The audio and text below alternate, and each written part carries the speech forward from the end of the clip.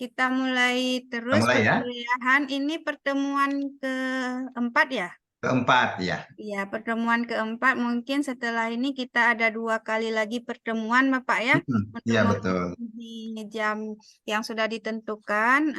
Jadi, insya Allah ilmu yang kita dapatkan dari Pak Feredis bermanfaat untuk adik-adik Ya. mahasiswa semua. Amin ya Rabbal Alamin. Amin ya Rabbal Alamin. Ya, Baik. kita langsung ke Pak Feredis. Ini Pak, Ya. nanti juga hostnya saya alihkan ke Bapak. Mm-mm. Sama kita juga sudah merekam ya, mana tahu Ya. nanti ada kendala, Bapak Baik. bisa menghubungi saya atau Ibu Putri Dini, Pak ya. Oke. Baik Bu Ami, terima kasih. Ya, silakan Bapak. Terima kasih. Bismillahirrahmanirrahim. Assalamualaikum warahmatullahi wabarakatuh. Alhamdulillahirabbil alamin.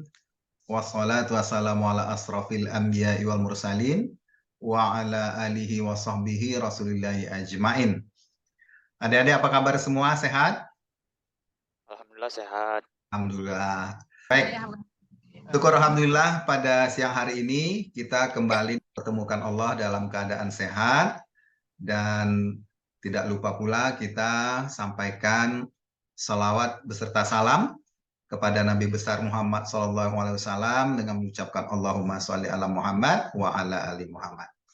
Adik-adik yang saya hormati, Bu Ami, wabil khusus pada hari ini kita masuk ke pertemuan yang keempat ya, tanpa terasa sudah 4 kali pertemuan dengan minggu ini. Mudah-mudahan 2 pertemuan lagi bisa kita selesaikan.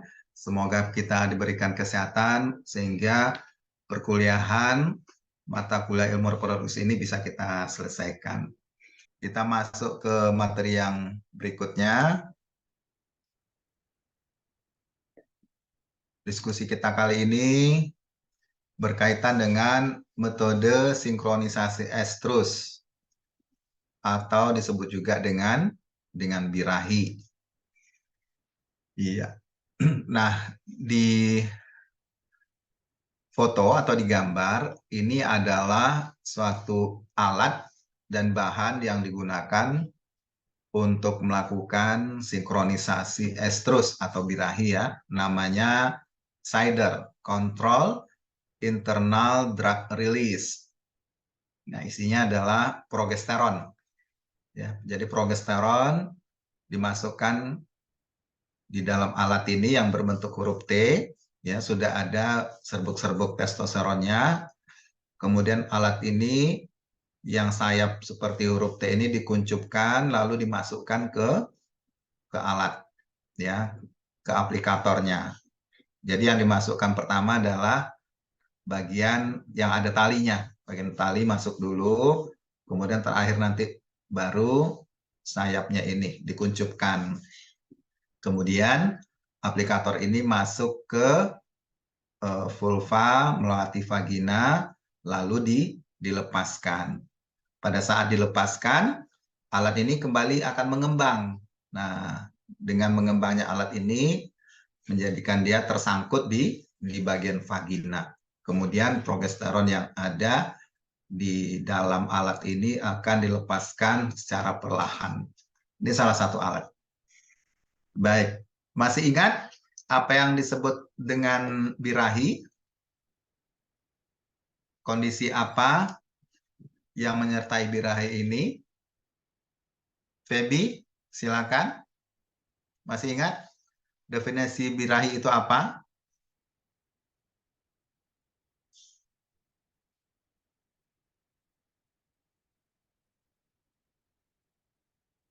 Atau yang lain bisa bantu jawab? Birahi ialah kondisi ingin kawin pada ternak betina, Pak. Ya. Ingin dibirahi atau ingin kawin. Ya, kondisi di mana ternak betina siap untuk kawin ya. Baik. Ya. Betul, Dede. Nah, jadi kita lihat definisi estrus atau birahi itu adalah kondisi mana ternak betina siap atau bersedia dikawini oleh pejantan ya, dengan disertai gejala yang khas. Nah, gejala khas ini ada beberapa macam. Nanti kita lihat gejalanya apa saja. Nah, jadi ternak betina itu hanya mau dikawini oleh jantan atau dengan IB hanya pada saat dia sedang birahi. Kalau si betina ini tidak birahi, dia tidak akan mau dikawini. Pasti akan menjauhi jantan. Kalau jantan itu mendekati, dia akan menjauhi si jantan. Lalu apa pula yang dimaksudkan dengan sinkronisasi estrus atau sinkronisasi birahi? Sinkronisasi estrus adalah teknik memanipulasi siklus estrus untuk menimbulkan gejala estrus dan ovulasi pada sekelompok hewan secara bersamaan. Ya. Jadi sinkronisasi estrus ini upaya manusia agar sekelompok hewan betina itu sama-sama mengalami estrus. Estrusnya serentak, ya. Itu definisi dari sinkronisasi. Bagaimana kita menyinkronkan ternak yang satu dengan ternak-ternak yang lain agar mengalami estrus secara bersamaan. Nah, bagaimana prinsip terjadinya sinkronisasi estrus ini? Prinsipnya adalah secara fisiologis progesteron yang dihasilkan oleh korpus luteum itu kerjanya menghambat pelepasan hormon LH, luteinizing hormone, ya, dan akan menghambat pematangan follicle de Graaff. Nah, kita tahu salah satu fungsi LH ini adalah untuk ovulasi follicle de Graaff, ya. Jadi setelah perkembangan mulai dari follicle primer, sekunder, tertier, de Graaff, nah dengan adanya LH, follicle de Graaff ini akan mengalami ovulasi. Nah, tetapi karena masih ada korpus luteum, ya, dia menghasilkan progesteron, maka progesteron ini menghambat pelepasan hormon LH sehingga dengan demikian tidak terjadi ovulasi. Nah, ovulasi ini kapan terjadinya? Ovulasi itu terjadi saat si betina ini birahi. Jadi ditahan. Nah, setelah ditahan nanti penahannya dilepas, barulah dia mengalami birahi secara bersamaan. Itu prinsipnya. Nah, apa tujuan sinkronisasi estrus ini? Kok orang repot-repot ya mengupayakan agar betina itu estrusnya bersamaan gitu. Kenapa kok udah biarin aja satu-satu, begitu yang satu ini estrus di IB dikawinkan, nanti yang lain nunggu giliran estrus, kan udah selesai. Tapi ternyata tidak, ya. Sinkronisasi estrus ini banyak memiliki manfaat. Nah, di antara tujuan untuk sinkronisasi estrus itu yang pertama menghasilkan betina yang birahi secara serentak. Nah, dengan birahi yang serentak ini tentu perkawinannya bisa dilakukan serentak juga, ya. Mau kawin alam, mau kawin IB bisa dilakukan pada hari yang sama, pada waktu yang sama, yang relatif sama. Nah, karena kawinnya sama, buntingnya sama, akhirnya anak yang dilahirkan juga sama, ya. Jadi anak yang dilahirkan itu seragam. Nah, jadi yang kedua tujuannya adalah menghasilkan kelahiran pedet yang seragam. Nah, kok kita harus punya pedet yang seragam? Nah, di antara banyak keuntungan pedet yang seragam ini, yang pertama memudahkan manajemen pemeliharaan, ya, karena pedet itu seumur semua sama besar, jadi pengelolaan baik pakannya, kandangnya, kesehatannya itu lebih mudah dibandingkan dengan memelihara sekelompok ternak dengan umur yang berbeda-beda. Nah, kalau umur pedetnya seragam, kita tinggal hitung aja. Misalkan kebutuhan konsentrat untuk seekor itu adalah 1% dari berat badan. Kalaulah misalkan berat badannya itu katakanlah 50 kilo, begitu ya, satu ekor, kita tinggal hitung 1%-nya saja, sekitar 5 kilo. Nah, kalau kita punya 100 ekor, tinggal dikaliin 100 ekor. Jadi cara penghitungan pakannya seragam, kemudian dosis obat yang diberikan juga seragam, jadi tidak sulit melakukan manajemen kalau pedet-pedet yang kita pelihara itu seragam. Kemudian untuk menjual pedet atau anakan ini juga akan lebih mudah kalau dilakukan pada ternak-ternak yang seragam, umurnya seragam, berat badannya seragam, ya. Itu akan jauh lebih mudah dibandingkan melakukan penjualan dengan ternak-ternak yang berbeda umur. Kemudian yang ketiga, memudahkan pengerjaan transfer embrio, ya. Jadi adik-adik sekalian, di dalam program transfer embrio kita bekerja dengan ternak donor dan ternak resipien. Ternak donor ini adalah ternak yang akan menghasilkan embrio dalam jumlah banyak, ya. Sementara ternak resipien ini adalah ternak atau induk betina yang ditumpangkan embrio. Jadi kalau kita misalkan dapat 5 embrio dari 1 ekor donor, maka 5 embrio itu dititipkan ke 5 ekor ternak resipien. Jadi ternak resipien ini sebagai induk tumpangan, ya, yang menolong untuk hamil, kemudian melahirkan, menyusui, dan membesarkan anaknya. Nah, dalam program transfer embrio itu, ternak donor dan ternak resipien ini harus sinkron, ya. Siklus estrusnya harus sinkron. Karena apa? Karena kalau antara ternak donor dengan ternak resipien tidak sinkron, maka pertumbuhan embrio yang ditumpangkan di resipien ini tidak akan bisa berkembang, ya. Jadi biasanya embrio yang ditransferkan itu bisa pada tahap perkembangan morula, kompak morula, bisa blastosis, ya, bisa awal blastosis, bisa blastosis atau hatch blastosis. Jadi siklus birahi dari ternak resipien itu harus sesuai dengan perkembangan embrio yang akan kita transferkan atau kita titipkan. Inilah beberapa tujuan orang melakukan sinkronisasi estrus. Nah, sekarang kita lihat fungsi sinkronisasi estrus itu apa saja. Yang pertama, mengurangi waktu untuk mendapatkan hewan birahi. Nah, adik-adik sekalian, sebagaimana kita ketahui, siklus birahi sapi, katakan, ya, sapi betina itu adalah rata-ratanya sekali 21 hari, ya. Ya, kalau hari ini hari ke-0 betina itu birahi, maka kalau tidak dikawini, dia akan birahi 21 hari lagi. Nah, begitu selanjutnya. Kecuali kalau pada saat birahi betina ini dikawini, maka siklusnya akan berubah. Nah, jadi untuk mengurangi waktu bisa dilakukan dengan sinkron, ya. Misalkan kita nggak tahu nih, si betina ini sekarang dalam fase apa? Apakah dia dalam fase men estrus kah, kemudian proestrus, estrus, men estrus, atau diestrus? Kita kan tidak tahu. Nah, dengan melakukan sinkron dengan beberapa perlakuan, nah, kita akan mendapatkan birahi setelah perlakuan tersebut. Jadi kita bisa mengurangi waktu untuk mendapatkan hewan birahi. Kemudian yang kedua, memberi kemudahan pada saat kita melakukan IB, ya, terutama pada kawanan atau sekelompok sapi, mau sapi pedaging, mau sapi perah, gitu, ya.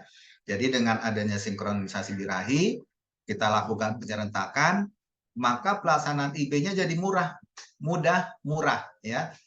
Mendatangkan seorang petugas inseminator itu kan perlu biaya, perlu waktu, ya.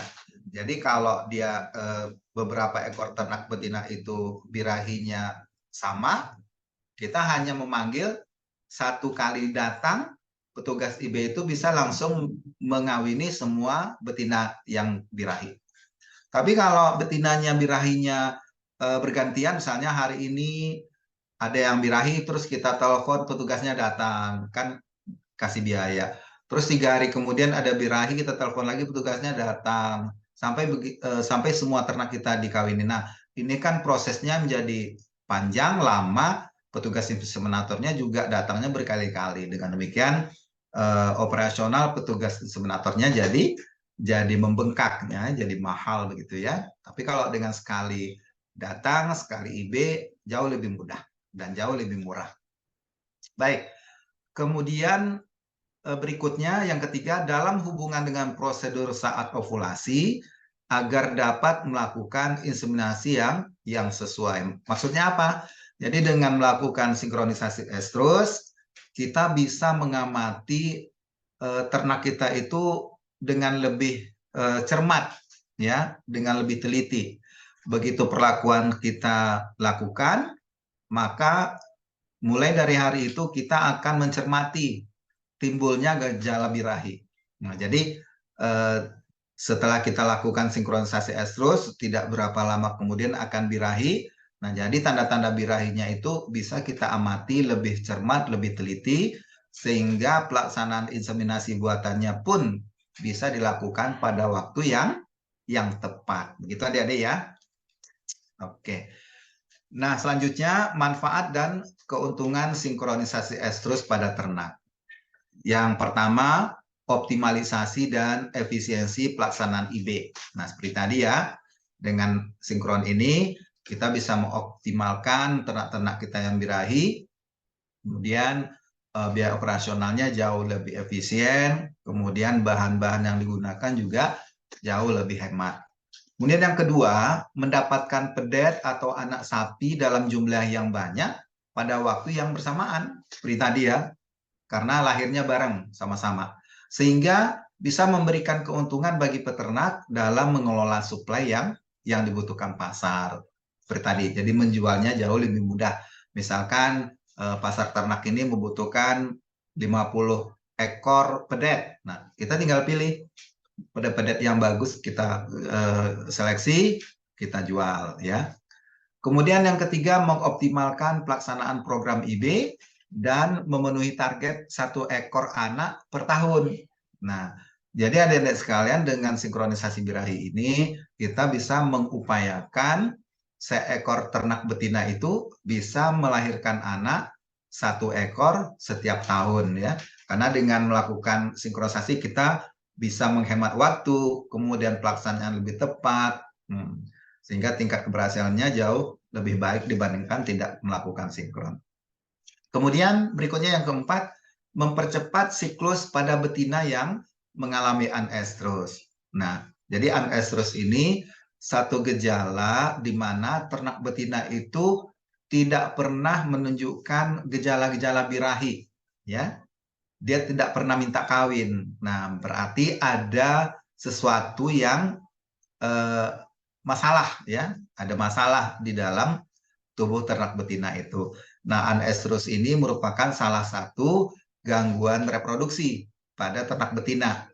Nah, dengan melakukan sinkronisasi birahi, kita bisa mengobati ternak-ternak yang anestrus tersebut. Kemudian yang kelima, meminimalisir kegagalan reproduksi pada ternak. Nah, seperti tadi, dengan sinkronisasi estrus, kita bisa mengamati, melihat ternak itu betul-betul birahi, kita tahu kapan birahi, kapan puncaknya, sehingga kita bisa menentukan kapan waktu kawin yang tepat, sehingga kegagalan reproduksi itu bisa kita kurangi. Nah, namun pelaksanaan sinkronisasi estrus ini harus didasari dengan pemeriksaan status reproduksi yang kuat, yang teliti, gitu ya. Tanpa adanya pemeriksaan yang kuat atau teliti, maka akan sulit untuk mencapai pelaksanaan sinkronisasi estrus yang sukses. Ya, jadi untuk program sinkronisasi estrus ini ada tahapan-tahapan atau SOP yang perlu kita jalani, kita lakukan. Nah, selain itu ada beberapa kelemahan ya. Jadi dari banyak manfaat keuntungan, ada juga kelemahan yang mungkin timbul dari pelaksanaan sinkronisasi estrus ini. Antara lain waktu programnya lama gitu ya. Kemudian hormon yang digunakan relatif mahal. Lalu kebutuhan nutrisinya harus dipenuhi. Karena kalau ternak-ternak betina yang malnutrisi atau yang kurang gizi, itu akan menunjukkan tingkah laku birahi yang abnormal, tidak sesuai dengan yang normal. Kemudian terjadi juga beberapa gangguan, ya, gangguan pada reproduksinya. Nah, ini beberapa kelemahan dari pelaksanaan sinkronisasi estrus ini. Nah, ini contoh-contoh kasus sinkronisasi birahi, misalkan kelompok Tani Sri Mulyo menghadapi kendala peningkatan angka kebuntingan pada sapi PO mereka ya. Oleh karena itu mereka melakukan sinkronisasi estrus untuk meningkatkan angka kebuntingan. Jadi di kelompok Tani Sri Mulyo ini terdapat beberapa ternak yang tidak menunjukkan gejala birahi. Nah, dengan sinkronisasi birahi, mereka mendapatkan ternak yang birahi. Jadi ternak yang estrus itu dengan beberapa perlakuan hormon bisa kembali menunjukkan gejala birahi. Kemudian yang kedua, sebuah penelitian yang dilakukan untuk mengkaji sinkronisasi birahi pada kambing lokal menggunakan PGF2 alfa. Nah, hasil penelitian tersebut menunjukkan bahwa sinkronisasi yang berkualitas akan sangat membantu peternak dalam pelaksanaan program reproduksi kambing. Dan sistem sinkronisasi estrus akan memudahkan peternak dalam mengatur jumlah hewan yang akan diprogramkan untuk bunting. Nah, kemudian yang ketiga, sebuah penelitian dilakukan untuk mengkaji respon birahi sapi Bali terhadap penyuntikan sinkronisasi hormon prostaglandin dengan merek yang berbeda. Jadi penelitian ini menggunakan prostaglandin dari berbagai macam merek. Jadi mereka teliti, merek apa yang paling efektif dan efisien untuk menghasilkan birahi pada sapi Bali. Ini contoh-contoh kasus pada sinkronisasi birahi. Oke. Sampai di sini ada yang mau ditanyakan? Adik-adik sekalian? Ada yang mau diskusikan? Silakan ya. Sebelum kita masuk ke materi berikutnya.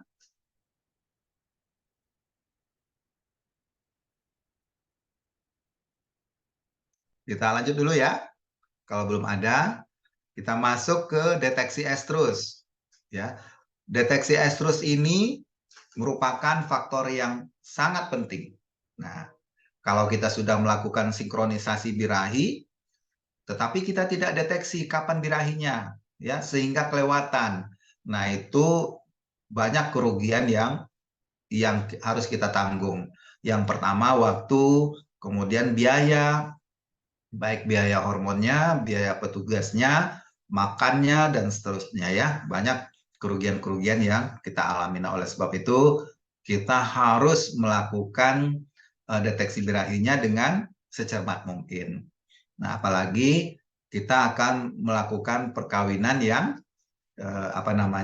setelah estrus itu kita lakukan perkawinan, kita berharap perkawinan itu tentu menghasilkan anak, ya. Jadi hal ini penting terutama dalam program perkawinan sehingga fertilisasi dapat dilakukan pada saat yang tepat. Ini menurut Thomas Weska et al. Tahun 91. Nah, masih ingatkah kita kapan pelaksanaan IB? Nah, pelaksanaan IB itu kalau kita mendapatkan ternak itu birahinya pagi, maka kita harus meng-IB-nya pada sore hari. Nah, kalau birahinya pada sore hari, kita IB pada pagi esok harinya. Oke. Nah, ini beberapa ciri ya, tanda-tanda dari ternak yang sedang mengalami birahi.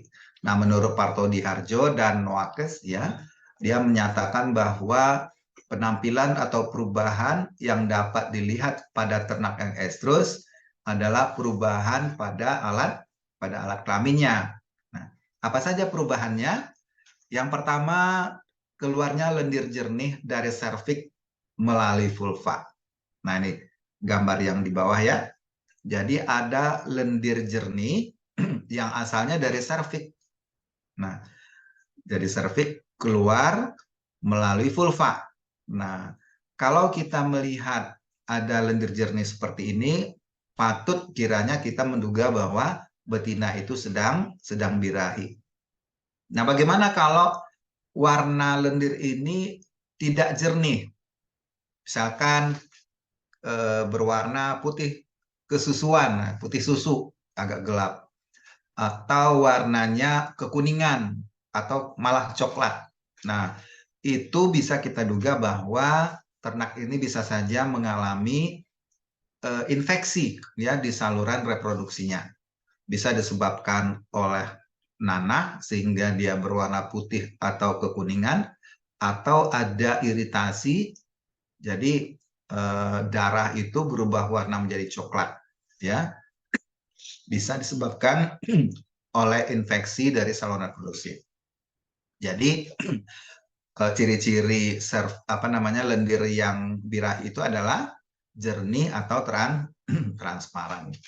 Kemudian si betina sering mengangkat pangkal ekornya. Jadi pangkal ekor ini terangkat sedikit. Nah, secara alami sebetulnya pangkal ekor itu terangkat, memberikan jalan kemudahan bagi jantan untuk melakukan, masih ingat tingkah laku reproduksi jantan?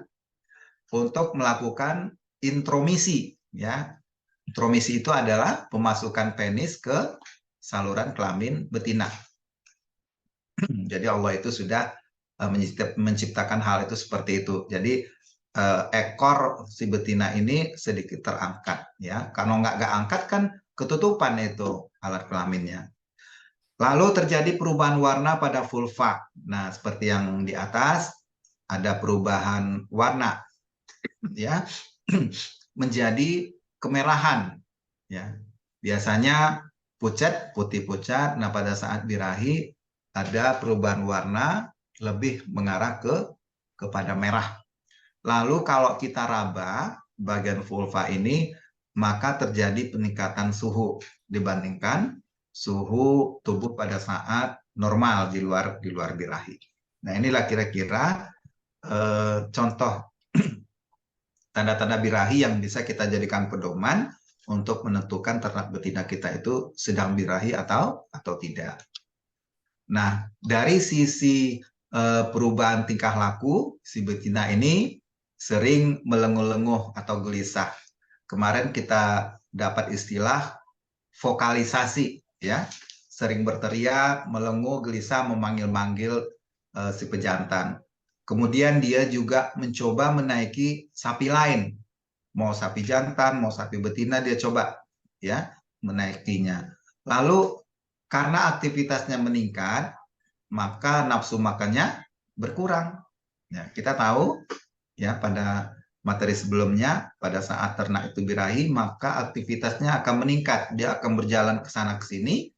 Nah, ini juga salah satu menyebabkan nafsu makannya yang berkurang. Kemudian dia juga mencari pasangan, mencari pejantan, ya, mengidentifikasi pasangan seksualnya. Karena dia birahi, dia mencari-cari pejantan. Lalu dia tetap berdiri, diam, siap untuk dikawini oleh pejantan. Nah, jadi kalau di lapangan kita lihat segerombolan sapi, sekelompok sapi, kalau ada betina yang diam, berdiri tegak, diam, kemudian dia bersedia dinaiki oleh pejantan, nah itu menandakan bahwa betina itu sedang mengalami birahi. Kemudian sering kencing, ya, ini adalah salah satu tingkah laku pada saat hewan betina itu birahi. Nah, kemudian bagaimana cara untuk mendeteksi ternak itu sedang birahi? Jadi ada beberapa macam. Menurut Lehrer dan kawan-kawan tahun 92, terbagi 3. Yang pertama, metode deteksi non-otomatis. Kemudian yang kedua, metode deteksi otomatis. Dan yang ketiga, metode pengukuran cairan vaginal dan vulva. Nah, sekarang kita lihat masing-masing metode itu. Yang pertama yang non-otomatis atau metode deteksi non-otomatis. Nah, jadi metode yang termasuk non-otomatis ini dirangkum dari pendapat Lehner dan kawan-kawan 92, kemudian Philip 93, Williamson dan Paine tahun 93. Nah, yaitu 1 atau A, melihat perubahan alat kelamin dan tingkah laku estros. Ya, jadi ini masuk kategori yang non-otomatis. Kemudian B, dengan menggunakan pejantan pengusik. Ya, jadi dengan menggunakan pejantannya dilepas ke lapangan. Nah, dia nanti akan mencari, ya, mencari betina-betina yang sedang birahi, dan bahkan betina yang birahi juga mencari si pejantan. Nah, pada betina yang birahi ini ada feromon yang dilepaskan, sehingga dengan bantuan feromon itu ya yang dibawa oleh angin, kalau tercium oleh si jantan maka pejantan itu akan langsung menghampiri dan mendekati si betina yang sedang birahi tadi. Ya. Nah, cara untuk menggunakan pejantan pengusik ini salah satunya dengan menggunakan zat pewarna. Jadi pewarnaan pada sapi betina bisa dideteksi dengan memberi warna pada pangkal ekor. Jadi pada betina-betina itu diberi zat pewarna. Nah, kalau zat warna itu hilang, ya karena dinaiki oleh pejantan, tentu zat warna yang ada di pangkal ekor dekat punggung bagian belakang itu akan tersapu, akan dihapus oleh bagian perut atau abdomen si jantan, ya. Jadi kalau warna di pangkal ekor betina itu hilang, maka bisa kita tentukan bahwa ternak itu sedang birahi. Kemudian bisa juga dengan penempelan mangkuk pewarna atau piel of dye pada punggung sapi betina. Jadi pada punggung sapi betina kita taruh zat pewarna juga dalam bentuk mangkuk. Nah, kalau dinaiki oleh pejantan, maka mangkuk itu akan pecah, ya, dan zat warnanya akan keluar mewarnai bagian atas dari ternak betina ini. Nah, kalau ketemu betina yang seperti itu menunjukkan bahwa dia sedang birahi. Kemudian cara yang lain adalah memberikan zat pewarna pada jantan. Nah, dengan menggunakan alat ballpoint pewarna atau disebut juga dengan sebutan chin ball, ya. Jadi chin ball ini dipasangkan di dagu jantan. Nah, pada saat dia menaiki pejantan, maka saat pejantan itu turun, ya, dagunya itu akan bersentuhan dengan punggung atau bagian belakang dari ternak betina. Nah, jadi ternak betina yang berwarna, yang terwarnai oleh chin ball ini, itu bisa diduga sedang birahi. Kemudian cara yang lain yaitu dengan menggunakan anjing pelacak, ya. Jadi anjing ini ternyata bisa juga dilatih dengan cara mengenalkan mukosa sapi yang sedang estrus, ya. Jadi mukosa sapi estrus itu atau lendir-lendir sapi estrus itu, ya, yang mengandung feromon itu ditunjukkan kepada si anjing, dilatih, ya, semakin lama dia akan semakin pintar tentunya. Nah, dengan mengenali feromon ini bisa kita tentukan menggunakan anjing ini, ya. Jadi anjingnya dilepas ke segerombolan atau sekelompok ternak betina, dia akan mendekati ternak-ternak yang mengeluarkan feromon tadi. Tentu ini perlu waktu, ya, bagaimana melatihnya dengan baik. Kemudian mendeteksi kadar hormon progesteron susu untuk melihat periode estrus non luteal. Nah, cara ini tentu mahal, ya, kan kita harus injeksi mengambil darah, kemudian kita ukur kadar progesteronnya. Kalau progesteronnya rendah, kemudian estrogennya meningkat, itu berarti ternaknya sedang birahi. Jadi ada kadar-kadar tertentu, ya, di mana kita bisa menilai bahwa dengan rendahnya kadar progesteron kita bisa menentukan bahwa ternak betina itu sedang birahi. Nah, ini chin ball marker yang biasa dipakai untuk mendeteksi ternak betina yang birahi. Nah, jadi bentuknya seperti ini, ada pengaitnya yang dikaitkan ke kepala bagian belakang dan bagian depan. Kemudian yang benjolan di bawah ini adalah mangkok yang berisi zat warna. Ini ada beberapa zat warna, ada kuning, ya, ada merah, hijau, oranye, biru. Nah, di bawahnya ada alat. Nah, cara memasangnya seperti ini, seperti yang di bawah dan yang di atas. Nah, pada saat mendekati betina yang birahi, ya, tentu betina ini kalau birahi kan dia diam dinaiki. Lalu si jantan ini menaiki, ya, mounting, menaiki si betina, kemudian setelah dia intromisi, ejakulasi, turun, kan begitu, ya. Pada tahap ketiga kan, tingkah laku birahi pada jantan, tingkah laku reproduksi pada jantan, ya, setelah dia intromis menaiki, mounting, intromisi, kemudian ejakulasi, terus dia turun lagi. Lalu berputarlah memorinya. Kalau memorinya bagus, maka si pejantan ini akan menjadi pejantan yang baik, ya, tidak enggan melayani si betina. Oke, jadi dengan turunnya si jantan, nah cinbol ini akan menyentuh bagian belakang dari si betina sehingga bisa mewarnai bagian betina. Nah, dengan demikian kita tinggal cek mana sapi-sapi yang sedang birahi. Nah, untuk manajemen berikutnya, ternak-ternak yang sudah diwarnai oleh si jantan ini, artinya kan sudah dikawini nih, karena udah dikawini oleh si jantannya.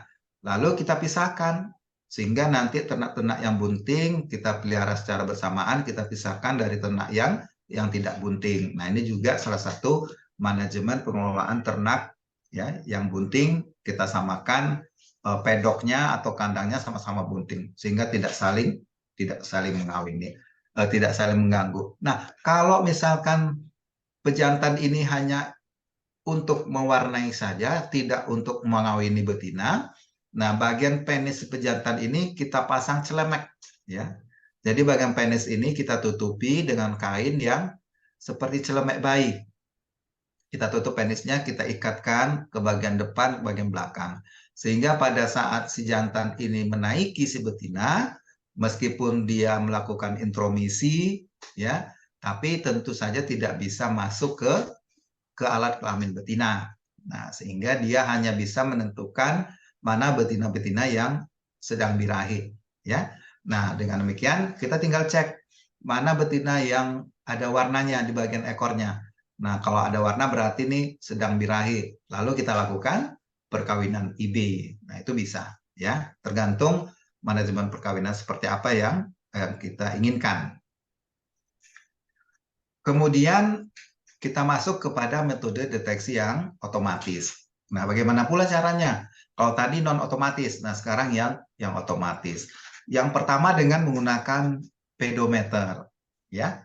Kita sudah tahu nih kemarin minggu lalu betina yang birahi itu aktivitasnya akan meningkat, suka berjalan kemana-mana, ya, mencari pejantan, ya, suka melengok-lengok.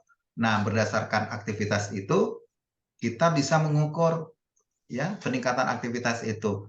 Nah, biasanya pada ternak atau hewan yang sedang birahi, aktivitasnya akan meningkat. Nah, dengan pedometer ini kita bisa menghitung peningkatan aktivitas pada betina yang sedang birahi.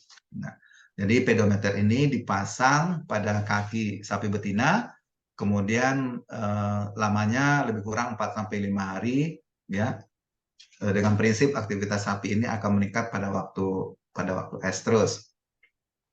Lalu yang kedua, pedometer telemetrik, ya, sama-sama menggunakan pedometer, tapi ini yang telemetrik dengan penambahan fasilitas pengolah data yang merekam langkah dan waktu, dilengkapi pula dengan tanda visual atau warna dan suara. Jadi mungkin ada kameranya, ada videonya, ya, bisa merekam, ya, ada alat pengolah datanya, berapa gerakan, berapa jumlah langkah yang dilakukan oleh si betina yang sedang birahi. Kemudian yang ketiga, sirkuit televisi tertutup. Nah, ini dipakai untuk mengamati pada malam hari ketika sapi tidak terobservasi oleh pemiliknya. Nah, ini bisa dilakukan secara otomatis dengan bantuan alat. Kemudian metode yang ketiga yaitu pengukuran cairan vagina dan vulva. Ini dipakai alat, ya, detektor, estrus detektor. Pengamatan ini dengan melihat perubahan fisiologi, ya, tegangan listrik atau electric impedance, ya, pada cairan vagina dan vulva. Nah, yang merupakan dasar dari kejadian estrus. Jadi ada alat namanya estrus detektor. Menggunakan alat ini kita bisa menentukan mana yang birahi, mana yang belum birahi. Oke, sampai di sini ada yang mau ditanyakan, silakan.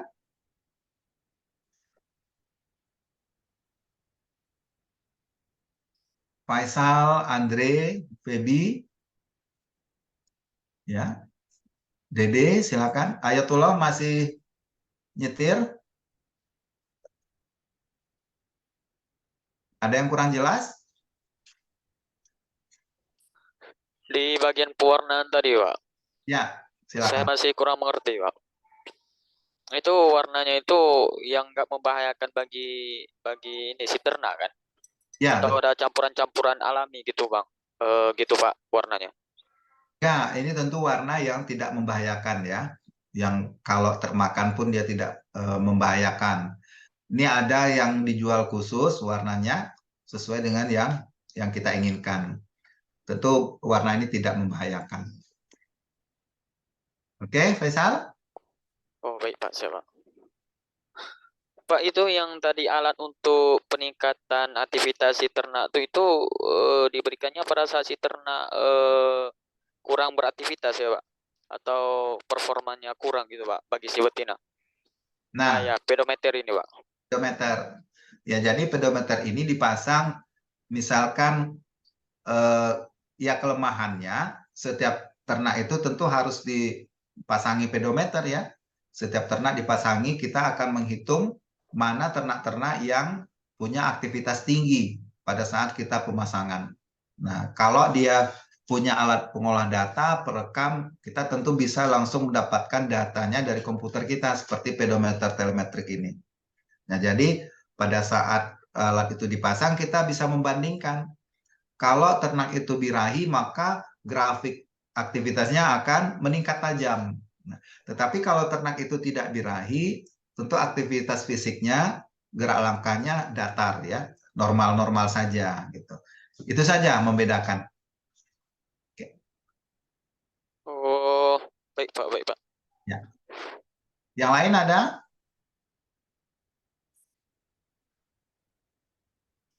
Kalau belum ada kita lanjut ya. Sekarang kita masuk peranan deteksi estrus ya. Tadi kita sudah coba diskusikan apa tujuan deteksi estrus itu, apa kelebihan, apa kekurangannya. Sekarang kita masuk kepada peranan. Nah, seperti kita diskusikan sebelumnya, estrus itu merupakan proses reproduksi sebelum ternak menjadi bunting ya. Jadi ternak itu bunting, sebelum bunting estrus dulu, kemudian dikawini atau di-IB, lalu terjadi fertilisasi dan kemudian bunting. Setelah bunting, diharapkan dia melahirkan anak. Ya, jadi proses estrus ini adalah awal dari ternak yang bunting, kemudian melahirkan dan beranak. Nah, karena estrus secara alami merupakan awal atau saat ternak siap untuk dibuahi untuk menjadi bunting. Artinya akan menjadi masalah kalau seekor ternak betina itu tidak pernah mengalami estrus ya. Karena kan kita berharap dengan pemeliharaan ternak betina itu yang kita harapkan adalah anak yang dihasilkan. Nah, jadi kalau betina ini tidak estrus, tidak bisa kita kawini, artinya tujuan kita memelihara betina itu menjadi gagal kan? Karena kita berharap sekali dia menghasilkan anak. Oleh sebab itu, estrus ini merupakan hal yang paling penting dalam kehidupan seekor ternak betina.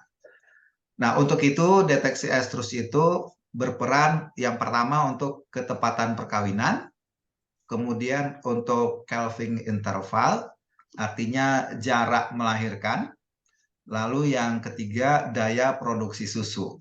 Ya, nah produksi susu ini semakin sering ternak itu melahirkan, maka produksi susunya akan semakin banyak ya dalam periode hidupnya. Nah, sekarang kita lihat satu-satu ketepatan perkawinan.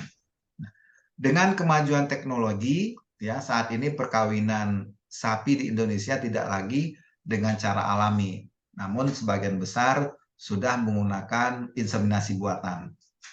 Nah, karena itu perlu pelaksanaan yang tepat agar keberhasilannya juga memuaskan, angka kebuntingannya tinggi ya. Nah, faktor lain yang perlu diperhatikan adalah kapasitasi atau pendewasaan terakhir spermatozoa dalam cairan uterus dan tuba falopii. Tanpa terlebih dahulu mengarungi cairan ini, spermatozoa tidak akan dapat membuahi sel telur atau ovum. Nah, oleh sebab itu, penentuan kapan perkawinan dilakukan sangat penting ya, dengan mempertimbangkan proses pendewasaan atau kapasitasi dari spermatozoa tersebut. Nah, Jadi untuk itu perlu penentuan waktu yang tepat dalam melakukan inseminasi buatan.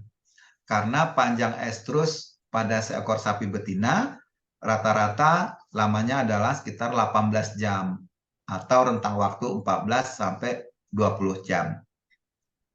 Ya.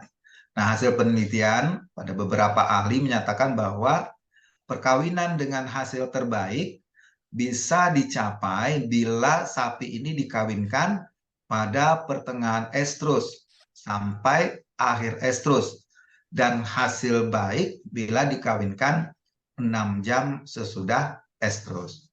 Nah, jadi ini beberapa hasil penelitian melakukan perkawinan di pertengahan sampai akhir estrus atau 6 jam sesudah estrus berakhir. Nah, ternyata yang baik itu seperti tadi ya, 6 jam atau pada pertengahan estrus. Misalkan estrus pagi, di IB-nya pada sore hari. Nah, ini dari beberapa hasil penelitian para ahli. Kemudian pendeknya jangka waktu estrus dan kenyataan periode estrus yang sering terjadi pada malam hari menyulitkan pengelolaan perkawinan. Nah, untuk itu deteksi estrus perlu dilakukan. Ya. Jadi perlu diantisipasi kapan birahi itu sering terjadi. Lalu deteksi estrus yang kurang baik akan mengakibatkan rendahnya tingkat kebuntingan. Baik itu pada peternakan tradisional maupun pada peternakan modern. Jadi sekali lagi disebutkan bahwa deteksi estrus ini memegang peranan yang sangat penting terhadap tingkat kebuntingan. Lalu untuk memudahkan pelaksanaan inseminasi, ya, dilakukan pengamatan terhadap estrus.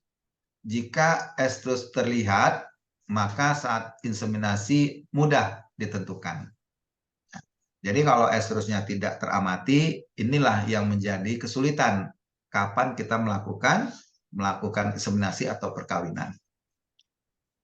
Ya, jadi adik-adik sekalian, dengan melakukan sinkronisasi estrus, kita bisa mengamati kapan estrus itu mulai terjadi, kapan puncaknya, kapan berakhirnya.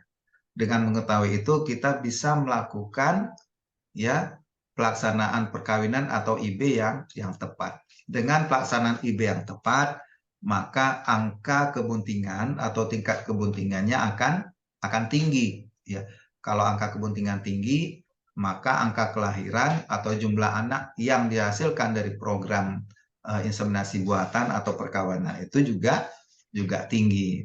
Tetapi kalau sinkronisasi estrus atau kalau estrusnya tidak bisa teramati, ya, maka pelaksanaan IB sering tidak tepat waktu menyebabkan angka kebuntingannya menjadi rendah.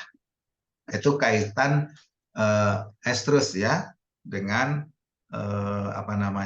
ketepatan perkawinan.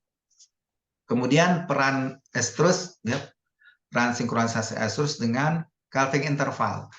Nah, setelah partus, sapi ini akan estrus kembali setelah mengalami involusi uterus. Involusi uterus itu adalah kembalinya ukuran uterus ke ukuran semula. Nah, ukuran normal uterus itu kan kecil ya, seperti gambar yang pernah kita lihat. Nah, pada saat terjadi kebuntingan, maka uterus itu akan berubah mengikuti volume dari fetus. Ya, semakin besar fetusnya, maka uterus itu juga akan semakin besar. Nah, akan mencapai ukuran optimal sesuai dengan ukuran fetus. Begitu fetus dilahirkan, maka uterus ini akan mengalami involusi. Ukurannya akan kembali mengecil, ya, menyesuaikan seperti ukuran semula. Itu namanya involusi uterus. Nah, berapa lama waktu involusi uterus ini? 47 sampai 50 hari. Bahkan ada yang sampai 2 bulan atau 60 hari. Ya. Nah, jadi sapi betina yang sudah melahirkan, kemudian mengalami involusi uteri, dia akan estrus lagi. Kapan? Rata-rata 30 sampai 70 hari setelah melahirkan, ya. Nah, jadi setelah melahirkan 30 atau 70 hari setelah melahirkan, sapi ini akan menunjukkan gejala birahi. Nah, kenapa dia bisa birahi lagi? Karena kadar progesteron di dalam darahnya sudah menurun. Nah, kenapa menurun? Karena korpus luteum yang ada di ovarium sudah mengalami regresi. Regresi sel ini disebabkan oleh sekresi prostaglandin yang dihasilkan oleh plasenta fetus. Ya, jadi kerjanya seperti itu. Plasenta fetus menghasilkan prostaglandin. Prostaglandin ini akan meregresikan atau meluruhkan sel. Sel luruh, regresi, produksi progesteronnya akan mengalami penurunan, ya, karena fungsi sel itu menghasilkan progesteron. Dengan menurunnya progesteron, maka feedback negatif terhadap gonadotropin, ya, itu akan hilang, sehingga gonadotropin akan menghasilkan FSH, follicle stimulating hormone, akan merangsang terbentuknya folikel-folikel. Folikel berkembang dari primer, sekunder, tersier, degraf. Sel TK internal folikel ini menghasilkan estrogen. Nah, estrogen akan meningkat di dalam darah betina. Ini akan menunjukkan gejala-gejala estrus, ya. Jadi itu prosesnya seperti itu. Kemudian berikutnya, perkawinan atau inseminasi sebaiknya dilakukan sekitar 60 hari setelah partus, ya, atau 60 hari setelah melahirkan. Namun, timbulnya estrus postpartus atau setelah melahirkan dapat lebih panjang apabila induk menyusui anaknya, ya. Oleh sebab itu dulu disebut juga menyusui itu adalah salah satu metode KB alami, ya. Jadi kalau dia makin lama menyusui anaknya, maka gejala estrus postpartusnya itu bisa lebih panjang, ya. Demikian juga dengan frekuensi pemerahan. Kalau pemerahannya dilakukan 4 kali sehari, dapat memperpanjang timbulnya estrus dibandingkan bila diperah hanya 2 kali sehari. Nah, ini menurut Pak Todiarjo. Ya. Oke. Nah, daya reproduksi ternak ini dipengaruhi oleh 2 faktor, yaitu lama kehidupan reproduktif dan jarak kelahiran atau calving interval. Semakin dekat calving intervalnya, maka daya reproduksi ternaknya akan semakin tinggi.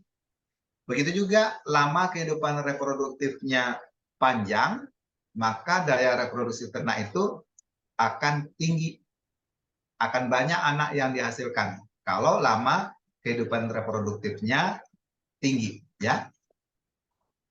Oke, lama kehidupan reproduktif pada sapi perah rata-rata 8 sampai 10 tahun dengan produksi anak 4 sampai 6 ekor. Ya. Jadi umur sapi perah itu rata-rata sampai 10 tahun. Ya, anaknya 4 sampai 6. Namun apabila alat reproduksi dan kelenjar susunya normal, umur reproduktif ini bisa lebih panjang, 2 sampai 3 tahun ke depan, ya. Bisa umurnya sampai 13 tahun kalau alat reproduksinya normal. Tetapi sebaliknya apabila terjadi kelemahan fisik dan organ reproduksi mengalami kerusakan, maka umur reproduktif sapi tersebut tidak bisa mencapai 10 tahun. Anak yang dihasilkannya juga tidak sampai 4 atau 6, ya. Jadi ini tergantung kepada fisik, pada organ reproduksi. Nah, kondisi fisik ini tentu dipengaruhi oleh faktor lingkungan. Salah satunya adalah nutrisi. Kalau betina itu nutrisinya terpenuhi, mulai dari anak, remaja, muda, dewasa, maka kondisi fisiknya akan kuat, organ reproduksinya akan baik, normal, tentu kehidupan reproduktifnya akan jauh lebih panjang. Anak yang dihasilkan tentu jauh lebih banyak. Baik, selanjutnya jarak kelahiran pada sapi perah idealnya adalah 12 bulan. Ya, penundaan kebuntingan akan mempengaruhi nilai ekonomis dan daya produksi. Nah, ternyata sapi perah dan sapi potong sama ya. Jarak kelahiran yang ideal itu 12 bulan. Artinya setiap 12 bulan dia menghasilkan satu anak. Nah, setiap tahun menghasilkan satu anak. Ternyata di sapi perah juga begitu. Ya, tidak perlu memperpanjang masa pemerahan. Ternyata lebih ideal kalau beranak setiap tahun. Nah, itu setelah dihitung produksi susunya, ternyata jumlahnya jauh lebih banyak dibandingkan dengan menunda, memperpanjang masa pemerahan. Oke, itu menurut Williamson dan Paine tahun 93. Lalu jarak kelahiran akan semakin panjang apabila perkawinan kembali setelah partus terlambat. Ya, jadi perkawinan kembali setelah ternak ini melahirkan terlambat. Tadi kan disarankan 60 hari setelah melahirkan ternak itu sudah bisa dikawinkan lagi ya. Nah, ini kalau kita terlambat mengawinkan maka jarak kelahiran anak itu akan semakin panjang, tidak 12 tahun, tidak 12 bulan lagi. Mungkin bisa 13 bulan, bisa 14 bulan dan seterusnya. Tergantung kapan betina ini dikawinkan kembali setelah melahirkan. Ya. Jadi secara kumulatif bila terjadi terus-menerus maka akan mengurangi kesempatan untuk mendapatkan anak dari umur produktif. Ya, kalau tadi umur sapi perah itu sampai 10 tahun, bisa melahirkan anak 4 sampai 6 ekor ya. Bahkan kalau 13 tahun bisa sampai 8 ekor anaknya. Nah, tapi kalau jaraknya itu semakin panjang, tentu jumlah anak yang dihasilkan akan semakin sedikit. Kelalaian peternak dalam mengawinkan ternaknya, apakah itu disengaja atau tidak, ya, karena banyak alasan dan motivasi menghambat kelangsungan reproduksi ternak. Nah ini, jadi makanya keberhasilan inseminasi buatan itu dipengaruhi oleh paling tidak ada 4 faktor ya. Yang pertama, ternak betinanya, kemudian semen pejantannya, kemudian petugas inseminatornya, dan yang keempat adalah peternaknya. Peternaknya ini cukup ya memainkan peranan. Jadi nilainya sama dengan petugas, dengan kondisi betina, dengan kondisi semen sama-sama, peluangnya sama ya, sama-sama 1/4. Kalau peternaknya tidak tidak peduli terhadap siklus birahi ternaknya, makanya dia tidak akan bisa menentukan kapan waktu kawin yang tepat. Oleh sebab itu kegagalan inseminasi buatan salah satunya dipengaruhi oleh peternaknya. Baik, sampai di sini ada yang mau bertanya? Silakan. Alvin Mubarak.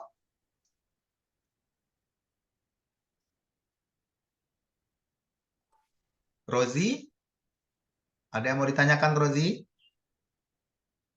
Mukhlis?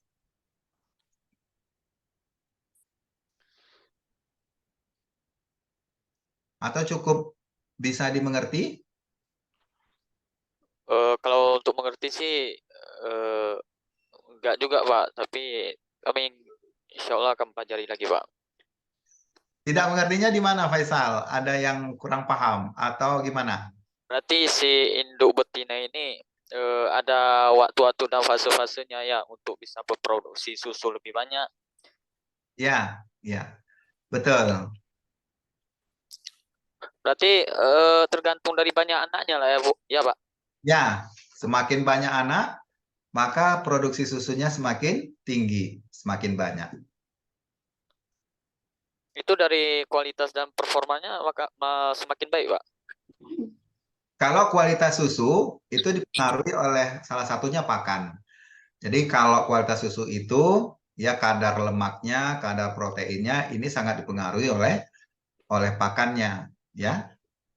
Nah, jadi semakin tinggi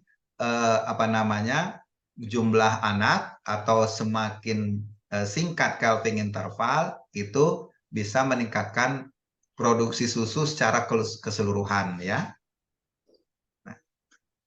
Kalau dihitung selama umur hidupnya. Jadi jumlah produksi susunya akan jauh lebih banyak ketimbang jumlah anak yang sedikit.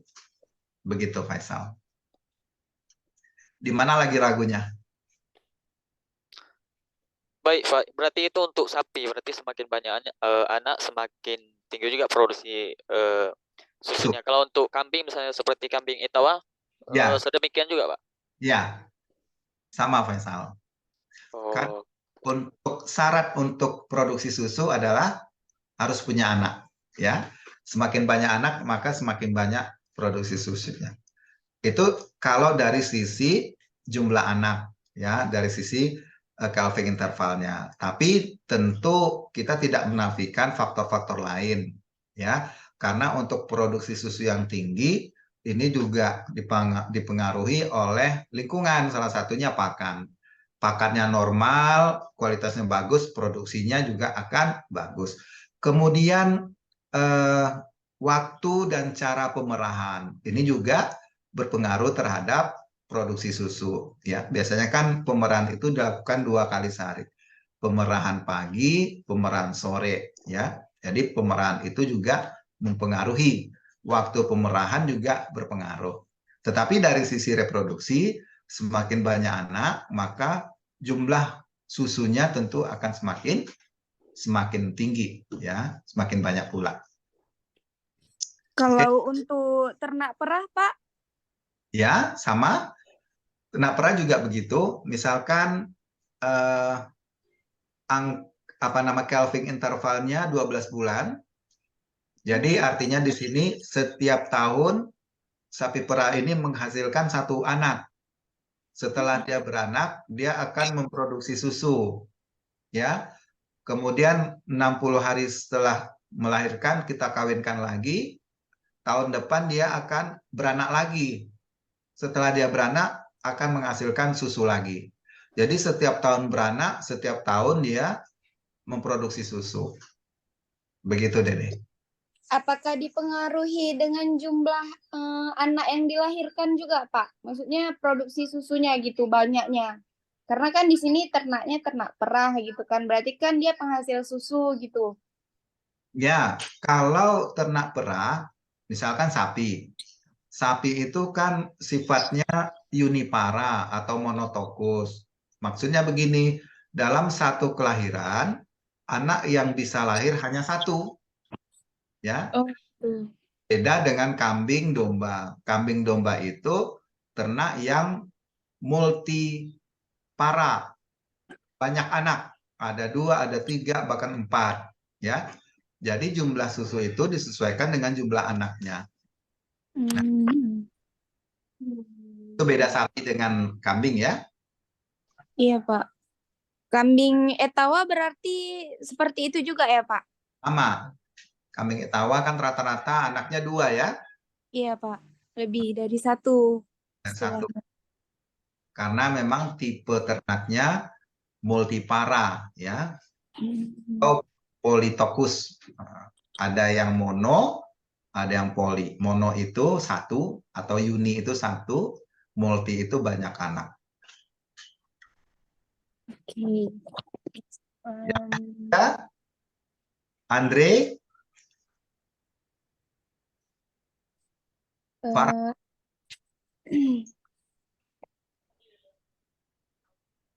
Bapak, Ya. jika si induk masih menyusui, apakah dia bisa timbul gejala birahi lagi, Pak? Ya, Atau oh iya, gimana? jadi misalkan involusi uteri itu kan terjadinya hampir sampai 2 bulan ya, hampir sampai 60 hari ya. Nah, setelah involusi itu ternak betina itu bisa menunjukkan gejala birahi padahal dia masih menghasilkan, Menyusui. ya bisa. Karena setelah itu tadi ya, setelah progesteronnya rendah, maka terjadi pelepasan FSH ya, dan gonadotropinya. FSH ini akan merangsang terbentuknya folikel. Nah, folikel berkembang, ada namanya sel TK interna dari folikel itu yang menghasilkan progesteron ya. Oke. Maaf, menghasilkan estrogen.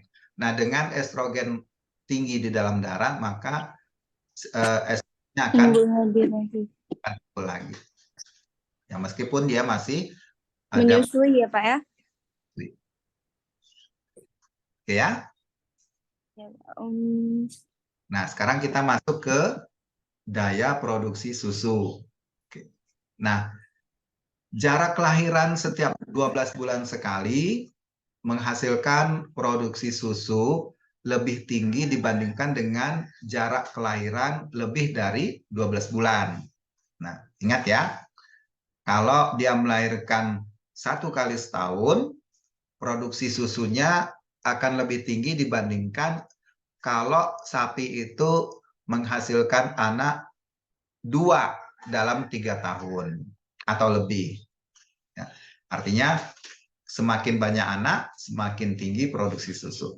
Sebaliknya, jarak kelahiran yang lebih pendek akan menyebabkan penambahan produksi susu setiap hari pada laktasi yang sedang berlangsung. Namun, pada laktasi berikutnya terjadi penurunan produksi sebesar 12%. Nah, ini menurut Salisbury dan Vandermark.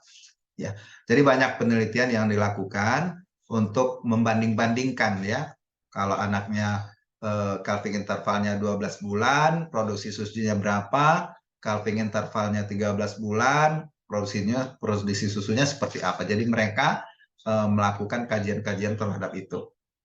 Nah, apabila dibandingkan antara jarak kelahiran 12 bulan dengan jarak kelahiran 15 bulan, maka dalam umur yang hampir sama, produktivitas ternak lebih besar selama hidupnya pada jarak kelahiran 12 bulan, yaitu selama 6 tahun mendapatkan 6 ekor anak dengan 6 kali masa laktasi. Sedangkan jarak kelahiran 15 bulan mendapatkan 5 ekor anak dengan 5 kali masa laktasi. Nah, jelas ya? Jadi semakin pada prinsipnya semakin banyak anaknya, maka produksi susunya akan semakin tinggi. Nah, kan begitu lahir menyusui, ya. Kalau sering melahirkan, kan sering masuk kepada fase menyusuinya. Jadi produksi susunya juga mengikuti semakin banyak anaknya, kira-kira begitu. Ya, ini dari hasil penelitian beberapa ahli. Kemudian kita masuk ke pengendalian estrus.